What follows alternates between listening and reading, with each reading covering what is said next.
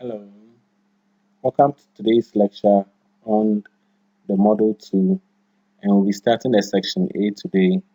And for today's topic, we'll be looking at communication skills, Part 1. My name is Fam McBequin from Fexen Health College. Now, under communication, these are the various topics that we'll be discussing. We look at communication in the healthcare system, and for this, we are going to know what communication is. We're talking about the communication cycle, which is going to be the main lecture for today. Then we'll talk about the non-verbal and verbal communication under the communication in the health sector. Then we'll look at barriers to communication. What are some of the things that can hinder communication? We'll look at good communication skills, dangers of poor communication, and how do we relate with other people in the pharmacy. Then also under communication, looking at teamwork and communication, and how do we communicate with others. Introduction. An individual's success as a medicine counter assistant begins and ends with the ability to communicate both professionally and consciously. Now, if we are supposed to be able to work in a pharmacy, it is very important that we all learn how to communicate very well. For example, if a doctor prescribes a medicine and we've not been able to communicate how the patient will take the medicine correctly, the side effects of the medicine and what they're supposed to look out for, we endanger the life of the patient. So communicating to patient is very important, and when we are communicating, we would want to first be listened to. It's important for us to be able to know that the patient is listening to what we are saying. Later in our lecture, we'll talk about a lot of things that can affect listening, including noise and other things. Okay, sometimes there's a television on in the pharmacy, or the way you are dressed. Okay, the patient may have a thought about you. So in communicating, we have to make sure that we are being listened to. Also, we are understood. Okay, that's the foundation of communication. Anytime that we are communicating anything to a patient, we should make sure that whatever we are saying, the patient understands. We don't use jargons. We don't use words that the patient will need to understand. Okay, if you tell the patient, the doctor say I've gotten gastritis, all right, it's very difficult for some patient to understand what even is meant by that. We also want to have our ideas accepted. It is very important because in a pharmacy, sometimes patients have gotten very difficulty in taking medicines. There are men that will come with prescription for blood pressure medicine, okay, medicine to reduce their blood pressure. There are concerns about their sexual functions, okay, but we should be able to communicate in such a way that these people will accept the idea that it is good for them to take the medicine so that they don't have a stroke or any serious damage to their brain or other parts of their vital organs. The fourth reason why we want to learn communication very well is to have some action taken as a result. Now, that is persuading. We should be able to persuade people to do certain things. All right. Why should they finish their medicines? Sometimes they are taking 2 capsules 4 times a day for a week, sometimes for their whole life. Okay, we should be able to communicate in such a way that when they leave the pharmacy, whatever is required of them, this patient can do. And the last but not the least, to have a follow-up check, okay, to make sure that the action did take place to the receiver's satisfaction. Now, it is important that when we are communicating, we do what we call a feedback to check on our patient that what we ask them to do, are they doing it? All right. Now, communication is a process. Normally, say communication cycle, and this cycle will start from the sender, go through the message receiver back to the sender again. Okay, after the receiver have given a feedback, it is important that we always state that most often than not, when you are communicating, we don't go through all this cycle. It may hinder understanding, especially in the pharmacy where we are dealing with the life of people. It's important that we understand the communication cycle and how are we able to make sure that the patient have gotten the right thing to be done from the pharmacy. Now, the communication cycle involves five main key areas or elements. And the first one is the sender or the source of the information. That is the person that is speaking or sending the information to the sender, to the receiver, sorry. Then we have the message. The message is the main information we intend to give to the receiver or our patient. Then we have the channel or the mode of communication, okay? And this one talks about whether we are going to write or we are going to speak to the patient or we are going to use audio visual. Then we have the receiver, that's the patient, the person that is receiving on the receiving part of our information. And the last but not the least, the feedback. The feedback is the information the patient gives you based on what you said, okay? And the feedback is important because it tells us whether the patient have understood what was said or not. All right, so this cycle continues and continues, and at one time the MC becomes a sender. At another time, if the patient is talking, you become also the receiver. Now, first, let's look at the sender. Now, the sender is the person who sends a message through a variety of different channels, considering his or her frame of reference and that of the receiver of the information. A frame of reference basically is a complex set of assumptions and attitudes which we use to filter perceptions to create meaning. Okay, and a frame of reference can include beliefs, schemas, preferences, values, culture, and other ways in which we bias our understanding and judgment.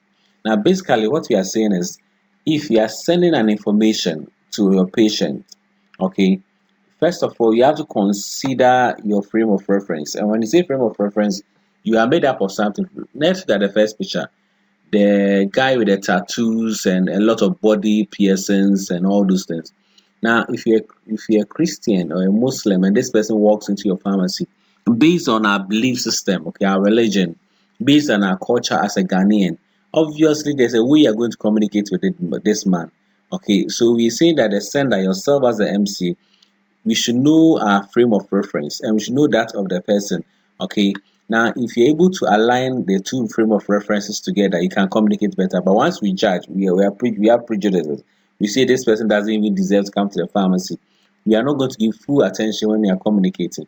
Now, vis-a-vis, look at the person here. If you see a pastor, a reverend father coming to your pharmacy, we are careful, we greet them, we smile, we give them all respect. Most of it are not because of also a frame of reference. If you're a Christian, okay, we are happy. Even if you're Muslim, you still respect this person more than the person in the tattoos.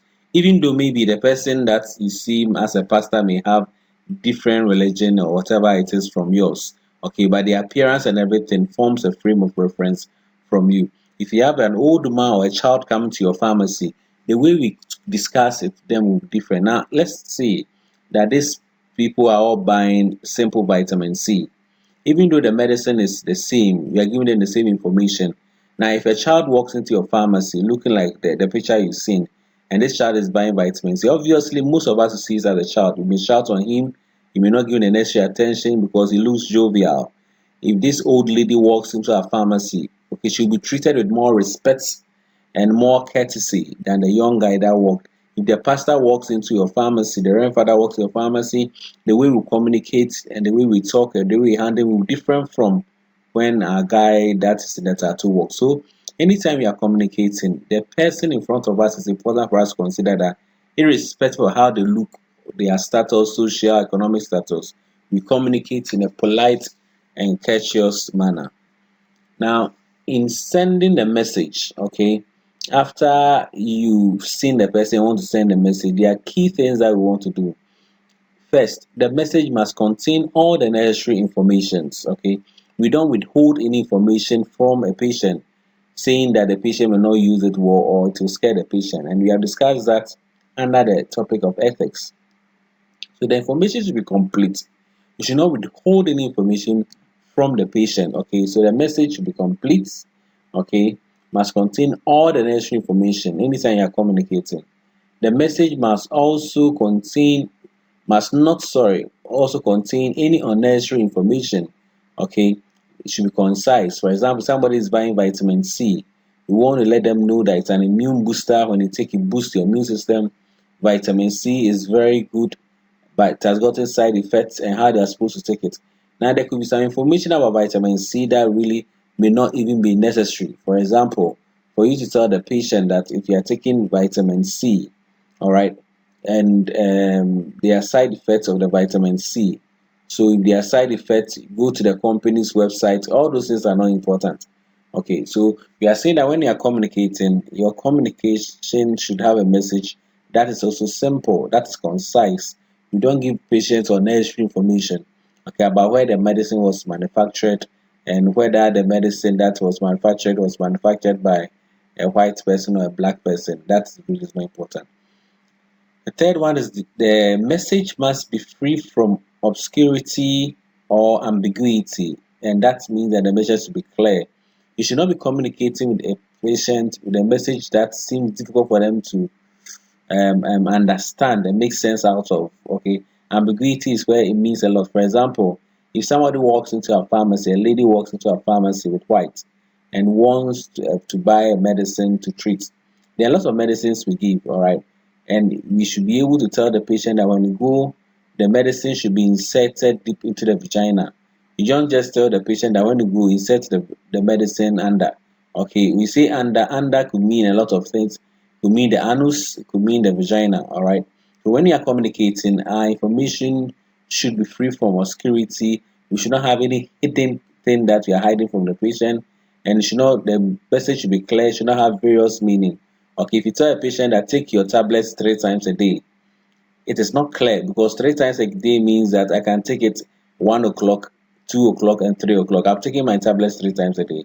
All right. So when I want to give a clear information to a patient, it's best for me to tell the patient to take your medicines 3 times a day. That is every 8 hours. We have 24 hours in a day.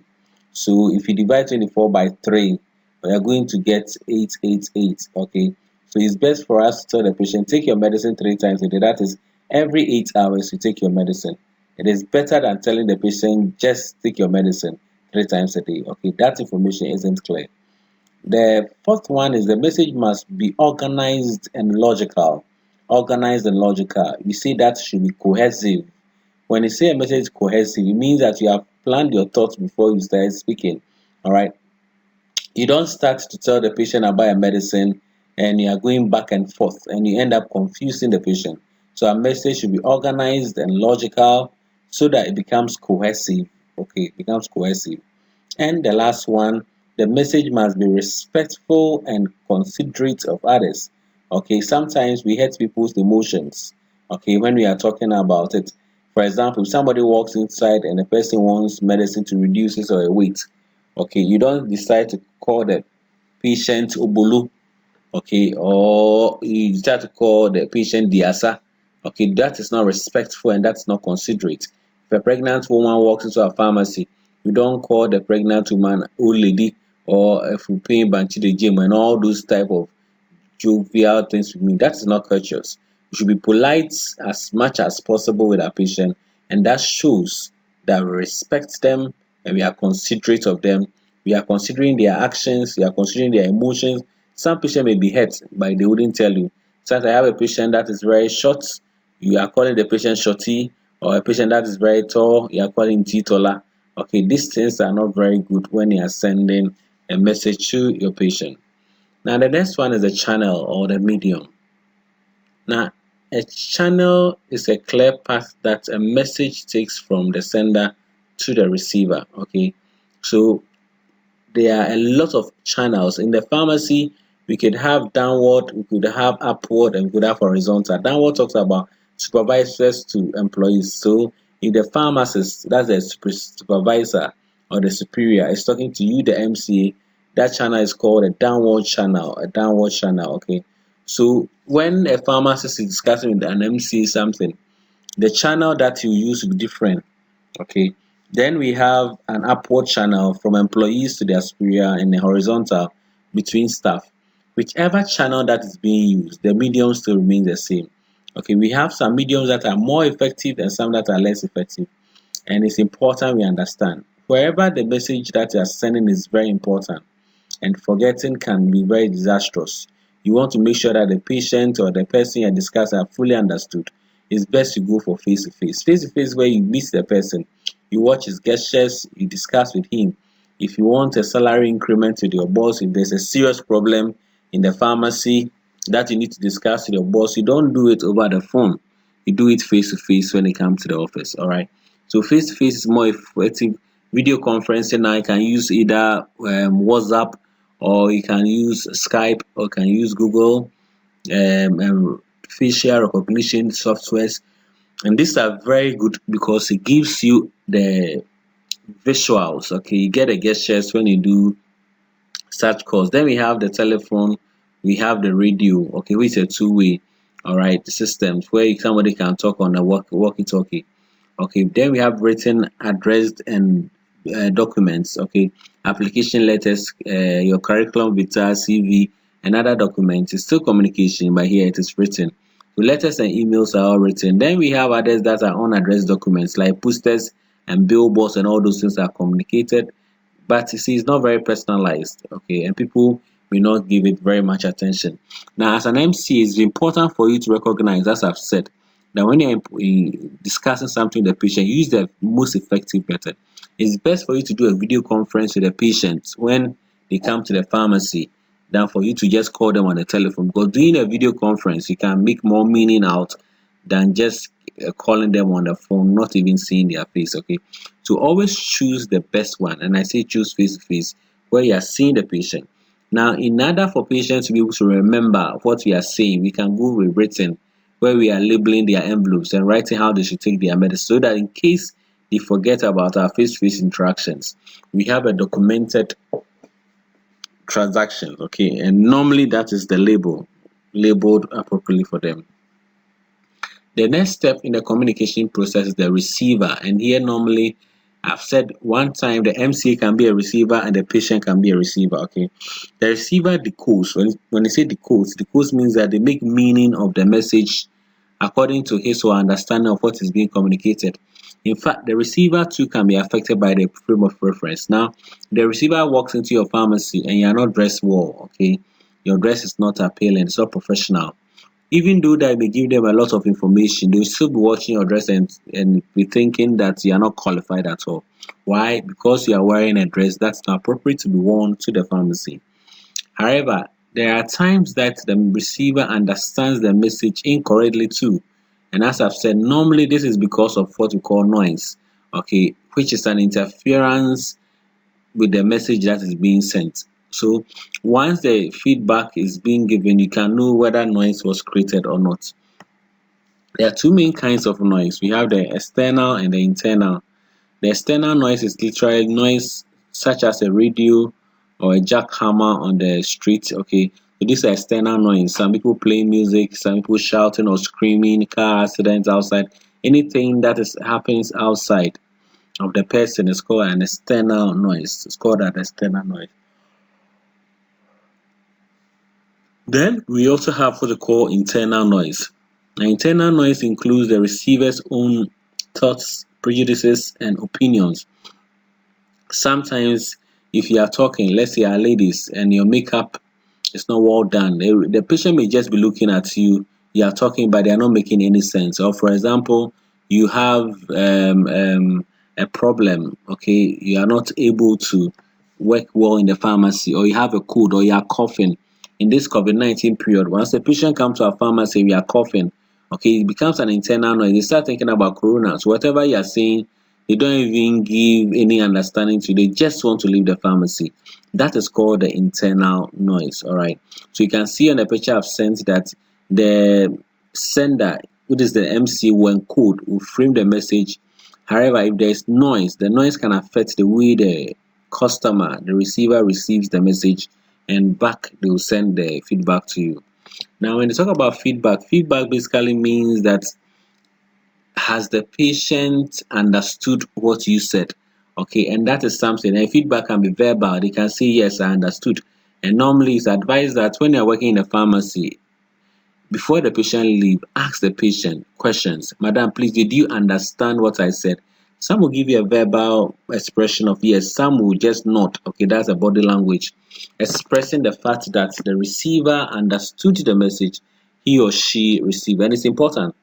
One way we can also do this is ask the patient to repeat back to them what we said. So assuming you told the patient about how to take their medicines, I want to be sure, you want the feedback to be sure that they have understood the message. Okay, you can ask them, Madam, please, can you repeat what I just said? If the patient is able to repeat what you said, it's possible that they have understood your message. but the patient is not able to tell you, okay, to recite, to tell you back what you told them, then most often than not, they did not understand the message. All right. So feedback can also be expected or unexpected. Expected feedback is I am saying something, for example, something funny. I'm expecting the patient to laugh. If the patient laugh, I was expecting it to become an unexpected feedback. But if I'm saying something funny, I'm expecting the patient to laugh, and the patient doesn't laugh, that's an unexpected feedback, and they have all gotten consequences. Unexpected feedbacks may tell you whether there's a hidden problem or something going on with the patient. All right. When we come to feedback to, for example, when an MCA dispenses a prescription, the patient needs consultation. Okay, the MCA can ask the pharmacist, can ask the patient, sorry, if he or she can wait until the pharmacist finishes the phone call so that they can answer the patient's questions. So the MCA should look out for a response. If the patient responds positively, the MCA then knows that the patient would wait for the pharmacist to be able to talk with him or her directly. Okay. Then we also have some basic guidelines for giving feedback, and this normally is if a patient comes to our pharmacy and this patient will start to say something. For example, I'm buying something, metadie. Okay. Then we want to know what the patient is buying. In giving feedback, we want to understand what the patient means by metadie. What are you buying? So in giving such a feedback, we should be clear. Please let's go straight to the point. We should tell the patient, okay, that can you please explain what you just said? That's being clear. You should have a positive emphasis.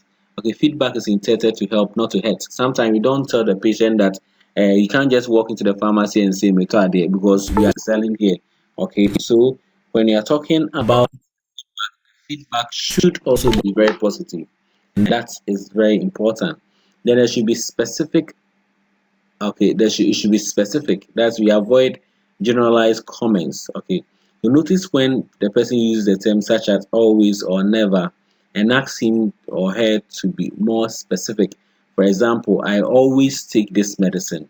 Okay, I always take medicine. Doesn't mean that every day they take it. Most people don't mean to say they take the medicines every day, but once they use the word always, it means that every day, or I have never done it before, and sometimes it's possible they've done it. Focus, okay, highlight the person's behavior. So here, look at their behavior and focus on it when you are giving them feedback. Refer is important, okay, to refer and giving feedback and referring to the behavior that might have changed. Okay, so here, if there's any behavior that possibly might have changed, that might have caused their problem. You want to refer them to that. Be descriptive, avoid evaluations. Okay. Own your feedback. Use the word I. Okay. I think, I believe. Okay. It tells you that it's not somebody that you don't say my boss said, my friend said, my mother told me once that no. Be very careful with your advice, by the way. The person usually needs to understand how his or her actions can be improved in the future. And that's all that we are doing when we are giving the patient a feedback when they ask a question.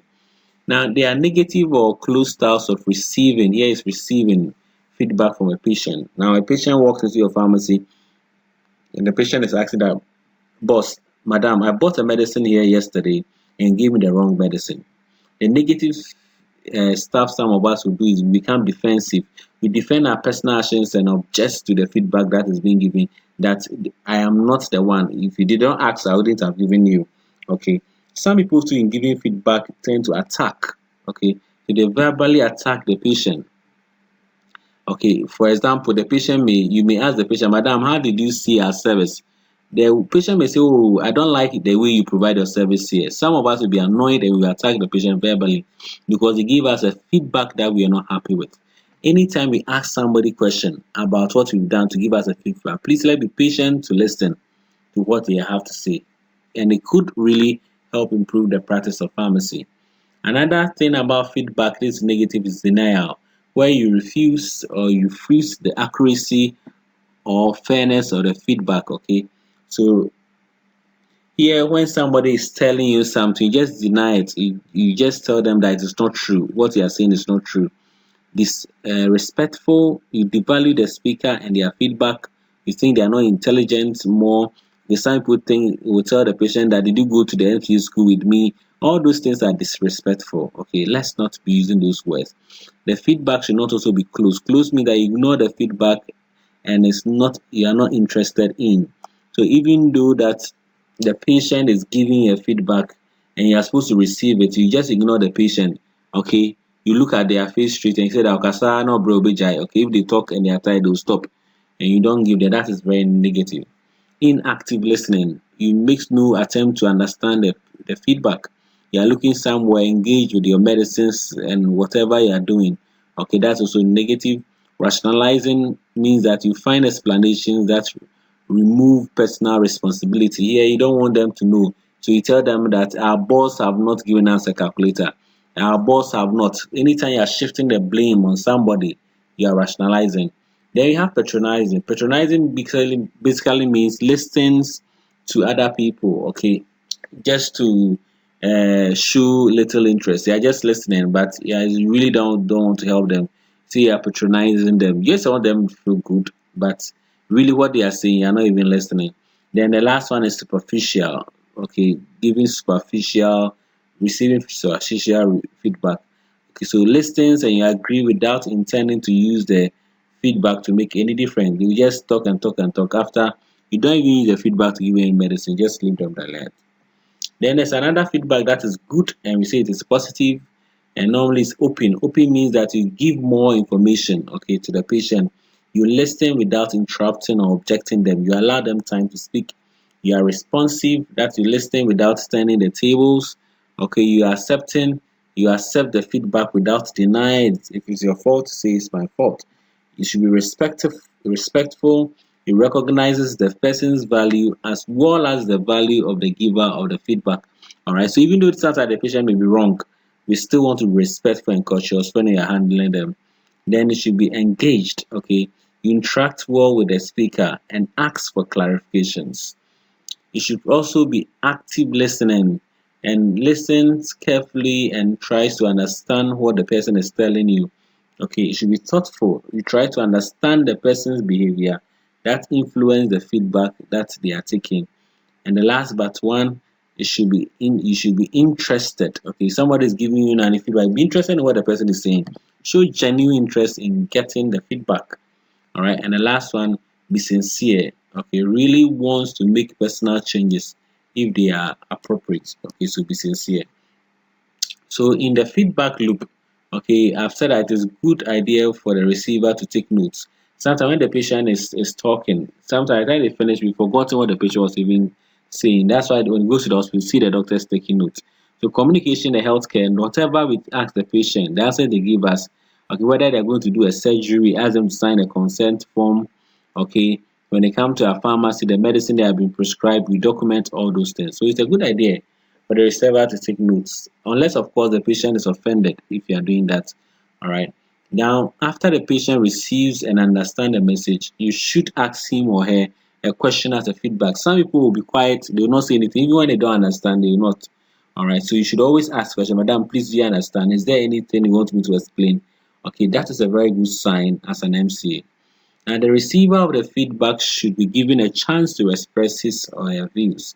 Okay, sometimes we don't allow the patient to talk. We do all the talking and they still leave the pharmacy a lot of questions that they wanted to ask. And the last one, in giving feedback, be honest but not brutal. Okay, tell people the truth. Okay, but don't say some things that will destroy people's relationship. In receiving feedback, to try to use it to change what can be changed.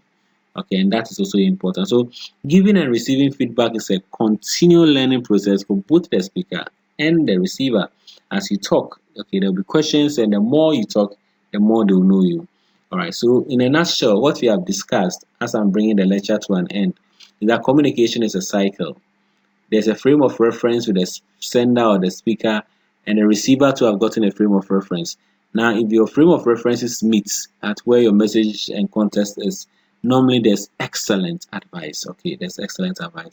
I'll stop here. God willing, on Friday I'll bring the part two. As I said, communication is quite loaded. Okay, so we'll take time so that we don't waste a lot of data. Now, I've not added any question. I want you to read, and after send me a mail that you'll be able to complete the lecture. Thank you very much for being a wonderful student, and we'll bring today's lecture here. And all that you have studied today is the communication cycle. Thank you.